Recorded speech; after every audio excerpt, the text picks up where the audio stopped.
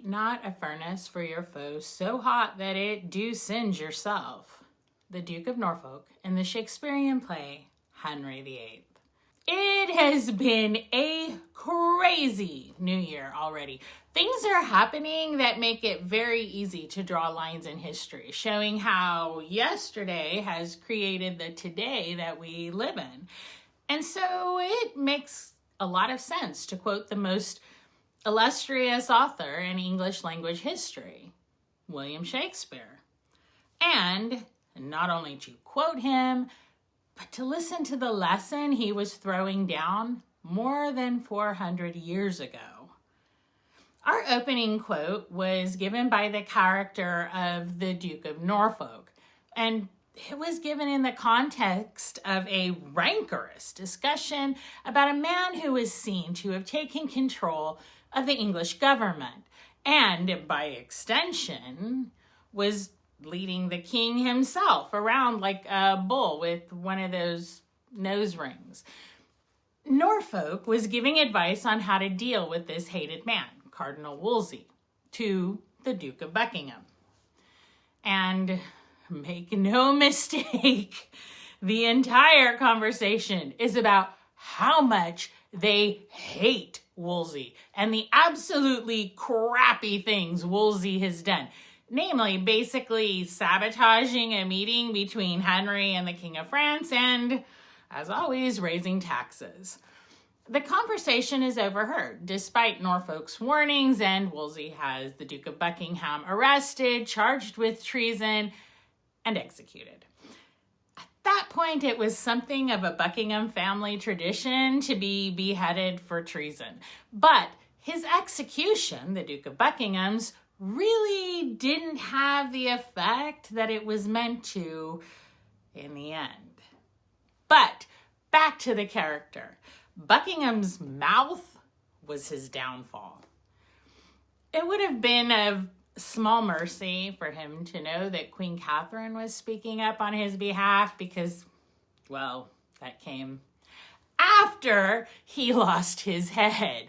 And honestly, at that time, Henry VIII was already over his older and no boy having queen. He was ready for younger stuff, and he already knew who that would be, Anne Boleyn. In any case, Wolsey died, followed soon by Catherine. But not before he was unable to manage the divorce Henry demanded, stripped of his titles, and ordered to appear for treason himself. Cardinal Wolsey, too, had managed to make a furnace so hot it also burned him. Although, to be fair, he had an easier death than Buckingham. Henry VIII was a play based on history, just as we have movies and TV series based on actual events, and should be read with that in mind. There were actual historic events and real people behind this play. And it was a crazy and confusing time for many. Everything was in flux, from religion to government. Everything was changing. The ground seemed to be shifting under people's feet. And what seemed mandated one day could cause a terrible consequence the next. The king in charge was capricious and willful. He had been a brilliant young man with the admiring support of an entire nation behind him. And then, with the vagaries of age, head injuries, the flattery of courtiers, and growing ego, he became a monstrous, fat, smelly, arbitrary, and impulsive man-child in charge who took to chopping off the heads of his wife and anyone else who managed to piss him off or make him feel in the least bit upstaged. Henry VIII acted in the name of a legacy he thought he would leave behind. The snag in his pantyhose, however, was this. We don't remember him as he wished to be remembered at all. That glory goes to his daughter.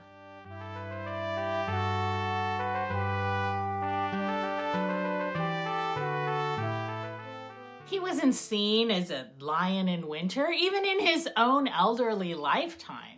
He was seen as a delusional, nasty old man who smelled so bad, people could not stand to be around him.